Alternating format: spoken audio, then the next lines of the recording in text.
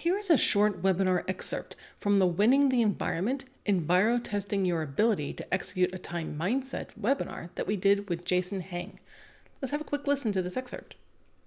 So I have sort of distilled what I think is the environmental challenges, and including the snarky look from my dog back in the day. So I think there's really 5 categories in this case. So constriction is like the tight spaces that limit either the way I work or the way that changes the way the odor might work. And we'll talk about, I have a bunch of pictures and some video about these different kinds of ideas. So blocking is really like barriers, like the fence or some bunch of tables that I can't get past unless I got a really small dog that just walks underneath all the tables. The anti-perimeter is 2 things really, but they fall into the same category to me, and that is there's something around the perimeter that prevents the dog really from getting to what I would call the perimeter of that room or that space. And it can work in reverse as well, in the sense that there isn't a perimeter. It's completely open. It's outside, or it's some other space, some part of a space that basically the odor could be pushing out of that area, and you therefore fall into the same category. The dog can really not get to an edge in order to make a definitive sort of line back to that source. So we'll go over what some examples of that are. The next one is repeating, which is a lot of patterning and repetitive things. So think of like rows in the auditorium, or picnic table after picnic table after picnic table. That is how likely it is that you can actually cover all of those in the given time.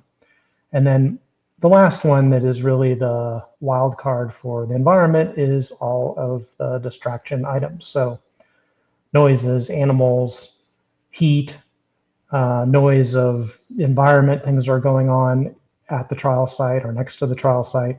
And everyone, if they've trialed long enough, you will sort of accumulate all of these wacky things that happen at trials that, I mean, if you told me at NW1, I wouldn't have believed you that could be happening. But and we'll cover a few just sort of weird things. And then what do you actually do with that? Like, you can't control that. You can't make, I mean, I would like noise canceling headphones for one of my dogs in the past. So, but unless you have trained that, I don't know that there's any other thing that you can do that. And what that does is add stress on us, and it takes us out of what we're trying to do, which is execute a set of skills in that search. So if there's, loud banging or mowers or chainsaws or whatever that situation is, that disrupts what we are focused on, and it disrupts our dogs. And so how do you accommodate that? How do you adapt for that? How do you, as part of, the last time we talked, it's leaning into what I can do and what I know the dog can find the odor under some mild noise stress, and sometimes some rather extreme noise or other distraction.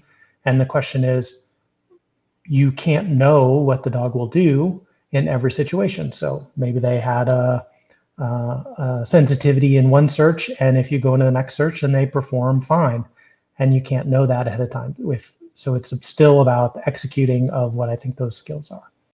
This is an excellent webinar. Again, we just gave you a short little preview, so I highly recommend that you guys check out the webinar replay. There'll be a link inside of the description. And you also want to check out the very first part of this webinar series, the Do You Have a Team Mindset webinar by Jason Heng. Thank you so much. Talk to you soon. Happy training. And please make certain you give a cookie to your puppies for me.